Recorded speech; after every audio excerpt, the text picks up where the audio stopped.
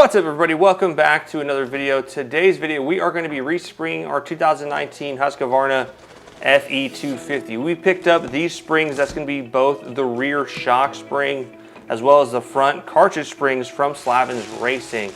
We were running the OEM springs, both front and the cartridges, as well as the one in the rear shock, and it is rated for approximately 160 to 185 pound rider, and we haven't been there in a while. That one's going to be a 5.8 rated spring, and then the front cartridge springs are going to be 5.0. The 5.8 is rated for 231 to 254 pound rider, and we are approximately 240 pounds with our gear. We weigh 215 with just our regular weight, so it's about 20 pounds of gear. If we decide to carry our water and some drones with us, we're right about the 240 mark. The front springs were going to be for the same rated springs of the area of 231 to 254. That they do have a scaled sheet on the website Slavens Racing, and we are removing the rear shock spring while it is on the bike. You can do this if you remove the shock out, but our vice grip that we do have in our garage doesn't have an attachment where we could take out the shock and place it in there without really marring up the mounting positions.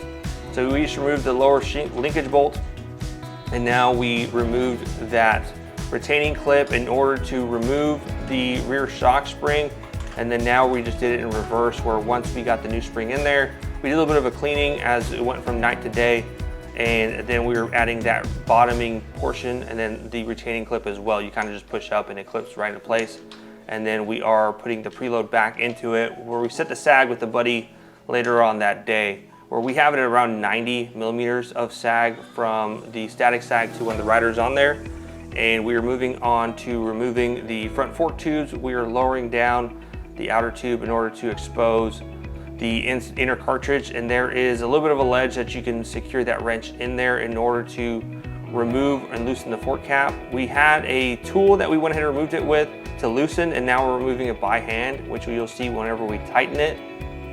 And it's fairly straightforward. You just go ahead and remove that. They do sell a special tool. You can find it on Tusk as well as Amazon. We've added the link below that will help you from potentially damaging your preload setting on your fork cap. The one on our left, which I believe is the compression side tube, is already damaged where it won't go 2.6. There's a system inside, a mechanism that tends to just kind of get locked in position, and if you shake it, it loosens it and you're able to get to +6. So we definitely do need to replace that. Now we're just doing it in reverse, where we lifted up the cartridge and now we're placing the spring over it, and then we're gonna go ahead and reach and grab the cartridge in order to secure the fork cap back on there. And then that's where you're gonna be seeing the tool that is your fork cap tool, but they also sell an additional one that is the more ideal one from many of the videos that we've seen on YouTube. So there we're just getting it hand tight, and then we're just gonna go ahead and rotate it. And we did it just snug enough. It's nothing crazy torque, where there's the wrench putting it on the ledge of the cartridge, and then now we're going to be getting the tool that is just your fork cap, kind of like a hex tool, goes around it, and then we're going to go ahead and put it back on the bike, which we don't show. But now we are at Hidden Falls Adventure Park in Marble Falls, where we are doing a controlled test of the difference of the two. This is one of our favorite areas to ride just because it's open spaces. You can do 4x4 trails, which is what we're on. This is on the way to Wildcat Mountain, or the Wildcat Staircase as well.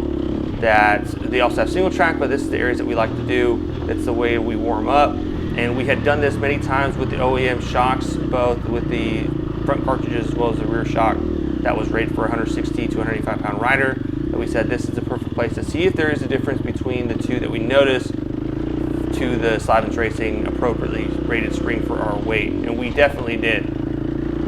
That we kind of just do a couple hops up there, and then we're going to be doing a little bit of a clutch blip, so that way we can kind of float that front wheel for this small baby ledge, but we're just kind of practicing some fundamentals. Whoop. And we were immediately impressed with how it took it for our rate. And then we're going down, and then this is one of the little jumps that we really enjoy, and we're just going to be doing a couple more back and forth. That I was extremely impressed with the differences a properly rated spring can do, where it didn't seem as quick of a drop, where as if the spring was just letting everything out underneath it, that this one seemed to take the drops, the jumps, the bumps a lot better and not as violent, where it seemed like we were slamming, and this one felt more like of a controlled drop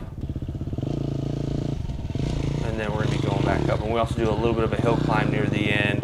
And we've enjoyed it since we've installed them. It's just been a heaven send actually having a little bit better of a shock. And with that, we conclude this week's video. If y'all enjoyed it, be sure to hit that like button, hit that subscribe button.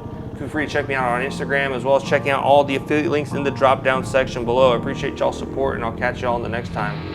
Cheers, adios.